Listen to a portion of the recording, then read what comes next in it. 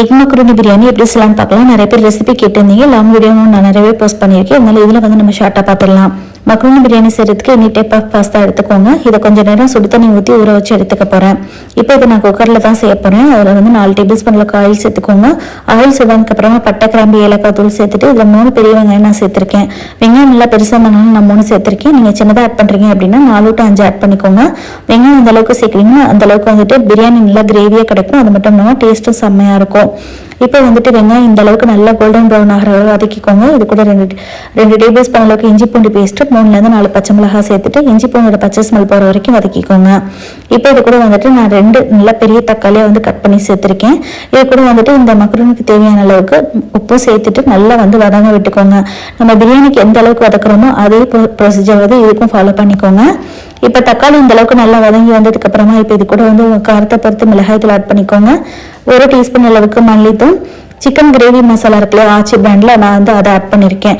இது சேர்க்கும்போது டேஸ்ட் வந்து இன்னும் சூப்பராக இருக்கும். தேவைப்பட்டுச்சுன்னா மட்டும் நீங்கள் ஆட் பண்ணிக்கலாம்.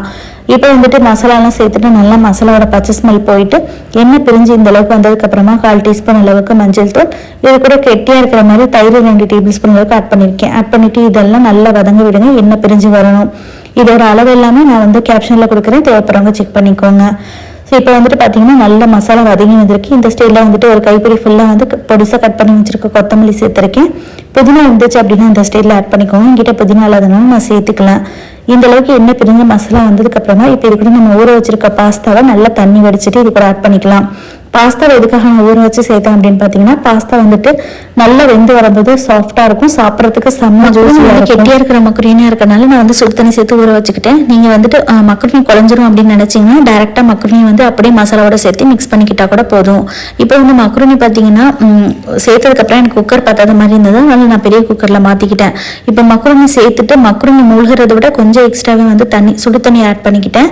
சுடு தண்ணி ஆட் பண்ணிக்கிட்டு இது கூட வந்துட்டு நான் 4 முட்டை உடச்சி ஊற்றிருக்கேன். உங்களுக்கு எத்தனை முட்டை வேணுமோ அத்தனை முட்டை உடச்சி ஊற்றிட்டு லைட்டாக கலந்து கொடுத்துக்கோங்க. ரொம்ப வந்து அதிகமாக கலக்க வேணாம். இப்போ குக்கரை மூடி போட்டுட்டு 4 to 5 விசில் விட்டு எடுத்துக்கோங்க. அப்போதான் வந்துட்டு மக்ரூனி நல்லா சூப்பராக ஜூஸியாக வெந்து வரும். இப்போ வந்து பார்த்தீங்கன்னா குக்கர் ஓப்பன் பண்ணோன்னே என்னடா இவ்வளோ தண்ணி நிற்கிது அப்படின்னு சொல்லிட்டு பயப்பட வேணாம். தண்ணி இந்த அளவுக்கு நின்றாதான் நம்ம வந்து தண்ணி கரெக்டாக சேர்த்துருக்கோம் அப்படின்னு சொல்லிட்டு அர்த்தம். இப்போ வந்து பார்த்தீங்கன்னா நல்லா மிக்ஸ் பண்ணி கொடுத்தோம் அப்படின்னா இந்த கன்சிஸ்டன்சி வந்துட்டு சுத்தமாக வந்து ஆறி போக போக மாறாதுங்க. இதுவும் நீங்கள் தண்ணி கம்மியாக சேர்த்துட்டீங்கன்னா ஆறி போயிடுச்சு அப்படின்னா ஒரு மாதிரி கெட்டியாக களி மாதிரி ஆயிடும். ஸோ சாப்பிட்றதுக்கு நல்லா இருக்காது. இந்த அளவுக்கு கொஞ்சம் ஜூஸியாக இருந்தால் தான் மக்ரூனியோட டேஸ்ட் வந்து செம்மையாக இருக்கும். கடைசியாக வந்துட்டு கொத்தமல்லி தூவி இறக்கிட்டு நல்லா சுட சுட சர்வ் பண்ணிங்க அப்படின்னா ரொம்ப சூப்பராக இருக்குங்க.